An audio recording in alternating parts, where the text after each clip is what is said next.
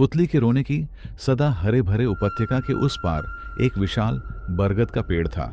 उस बरगद की शाखाओं पर कभी एक शिखरा शंखचिल ने अपना घोंसला बनाया था, लेकिन अब वहां शिखरा नहीं था।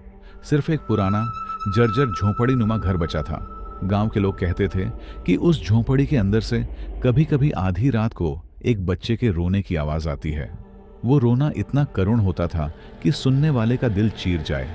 नीलू और टिंकू गांव के सबसे बहादुर भाई बहन थे। उन्हें भूतों की कहानियां सुनकर हंसी आती थी। एक दिन उन्होंने तय किया कि वे उस झोंपड़ी में जाकर रोने की रहस्य से पर्दा उठाएंगे। पूर्णिमा की रात थी। चांद गोल रोटी की तरह आकाश में टंगा था। दोनों चुपचाप घर से निकल पड़े। बरगद के नीचे पहुंचते ही उन्हें एक अजीब सी ठंडक महसूस हुई। ऐसा लगा जैसे झोंपड़ी उनकी ओर घूर रही हो। दरवाजे की चौखटें टूटी हुई थीं और भीतर अंधेरा किसी रहस्य को समेटे हुए लग रहा था। टिंकू थोड़ी हिचकिचाया, पर नीलू जिद कर अंदर चला गया। अंदर सड़े हुए लकड़ी की बदबू थी। हर चीज मकड़ी के जाले से ढकी हुई। तभी अचानक एक धीमी सी रुलाई की आवाज गूंज उठी। ऊहू ऊहू। नीलू और टिंकू दोनों चौंक उठे। आवाज एक पुराने टूटी हुई झूले के पास से आ रही थी। झूले पर एक गंदे कपड़े से ढकी कोई चीज थी। नीलू ने हिम्मत करके कपड़ा हटाया।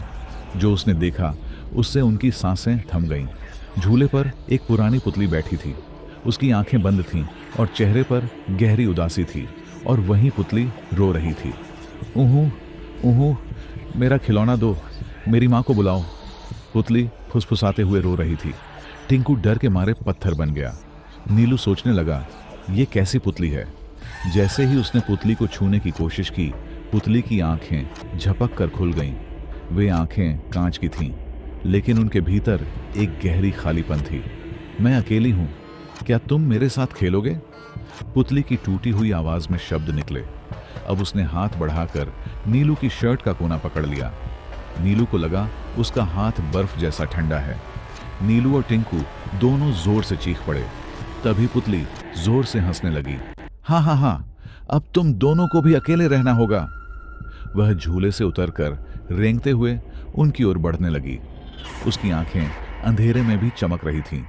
नीलू और टिंकू एक पल भी नहीं रुके। वे झोंपड़ी से दौड़ते हुए बाहर निकल आए। उन्होंने पीछे मुड़कर भी नहीं देखा और सीधा गांव की ओर भाग गए।